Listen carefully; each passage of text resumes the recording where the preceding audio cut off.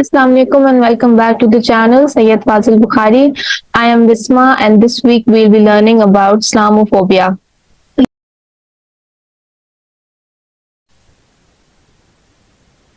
This would be the sequence of the lecture. What is Islamophobia? The origin of the term. Manifestations, हमें कैसे पता चलता है कि Islamophobia really exists in the world? And the role of OIC in combating Islamophobia. As you all can see, Islamophobia में एक word आ रहा है फोबिया. फोबिया बेसिकली होता है किसी भी चीज का फियर या किसी भी चीज का खौफ.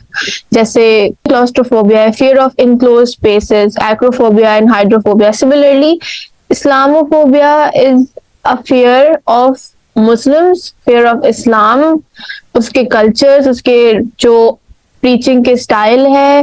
तो इस्लामोफोबिया की कोई ऐसे इंटरनेशनली अग्रीड डेफिनेशन नहीं है. What we can say is Islamophobia is an ideology. Ideology मतलब कोई ऐसा कॉन्सेप्ट, कोई ऐसा आइडिया जो एक रीजन के लोगों के माइंड्स में सेट होता है against any religion, against any race. तो Islamophobia is an ideology based on irrational hostility, fear and hatred of Islam, Muslims and Islamic culture. Basically, Islamophobia western world के जो लोग हैं उनके माइंड्स में एक इस्लाम की ऐसी इमेज है कि इधर this religion is very extreme and इसके जो नॉर्म्स हैं, इसके जो कल्चर्स हैं, जो वैल्यूज हैं, वो बाकी पूरी वर्ल्ड से बहुत अलग हैं. And they think very extremely. जैसे हिजाब हो गया, जैसे मेल और फीमेल की फ्रेंडशिप नहीं होती इस्लाम में. तो ये कुछ ऐसी बातें होती हैं जिसकी वजह से वेस्टर्न जो वर्ल्ड है दैट फियर्स आवर रिलीजन. उसके बाद how do we know Islamophobia exists in the world? It is apparent through attitudes and behaviors. It is also institutionalized through harsh anti-Muslim policies and legislations. Origin of the term. Why is it in the headlines so much today? आज इतना इसकी इतनी importance क्यों है और आज इतना ये लार्जली डिस्कस क्यों होता है दुनिया में? तो इसका रीजन जाता है in 1970s. Arab members of OPEC, that is oil and petroleum exporting countries, जो कि ऑयल और पेट्रोल का ट्रेड करती हैं, वो वाली जो कंट्रीज हैं जो अरब मेंबर्स हैं, they imposed an oil embargo on the United States, which became entrenched after Iranian revolution. अब ईरान में जो रेवोल्यूशन आया था वो उससे पहले Iran was a moderate country. अब जो है वो एक एक्सट्रीम मुस्लिम स्टेट बन गया है ईरान. तो अभी जो मॉडर्न ईरान है that was lost to an Islamic regime that was led by Ayatollah. तो ये जो यूनाइटेड स्टेट्स ने बेसिकली ये चीज प्रोपगेट शुरू किया था बैक इन 1970s, जब उन पे एक ऑयल एम्बार्गो इम्पोज हो गया था एंड देन एक ईरान से उनकी जो अलायंस थी वो खत्म हो गई थी और ईरान जो है वो एक इस्लामिक स्टेट बन गया था. तो यूएसए थॉट के इनको कुछ वेस्टर्न लोगों से मसला है, that's why they started this propaganda of Islamophobia. उसके बाद जो 9/11 के अटैक्स थे तो वो तो एक ऐसा अटैक था, एक ऐसा इंसिडेंट था that actually confirmed the presence of extremist and conservative mindset of Islam. तो उस पे फिर अमेरिकन मीडिया ने और ज्यादा इस चीज को हाईलाइट किया and then following the 9/11 attacks फिर जो radical and fundamental groups of Islam बन गए थे, जैसे अलकायदा, दाइश एंड तालिबान, जो बहुत ज्यादा एक्सट्रीम जिहादिस्ट सोच रखते हैं. तो फिर वेस्टर्न माइंडसेट में, वेस्टर्न कल्चर में एक नॉर्म बन गया कि इस्लाम जो है वो अलकायदा, दाइश और तालिबान का नाम है. इस्लाम के नॉट बी मॉडरेट, इस्लाम के नॉट बी न्यूट्रल. ऑल्दो ऐसा नहीं है. अब this phobia, this fear has been ingrained in the western mindset. इसको अब कोई खत्म नहीं कर सकता है. Manifestations of Islamophobia.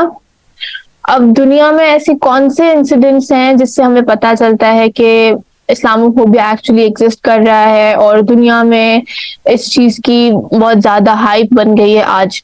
Repeated attempts to insult and ridicule holy prophet peace be upon him.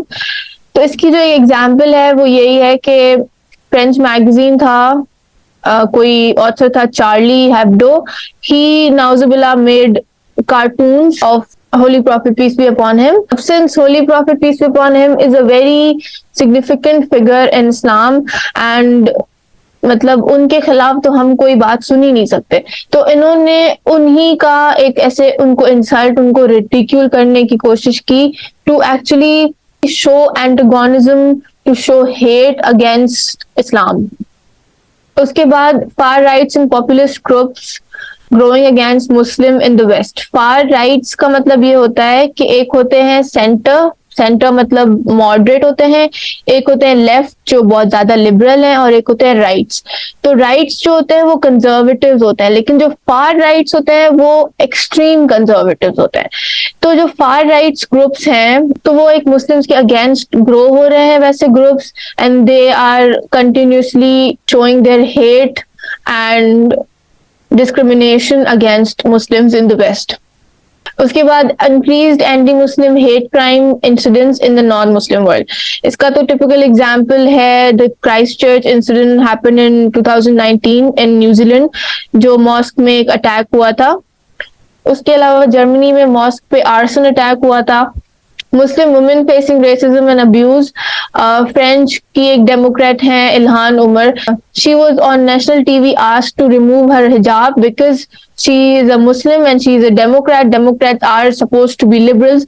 तो उनको एक नेशनल टीवी पे उनको कहा था कि यू शुड रिमूव योर हिजाब. उसके बाद जो रिसेंट एक मुस्कान का हैशटैग चला था on Twitter, You guys must be aware of it.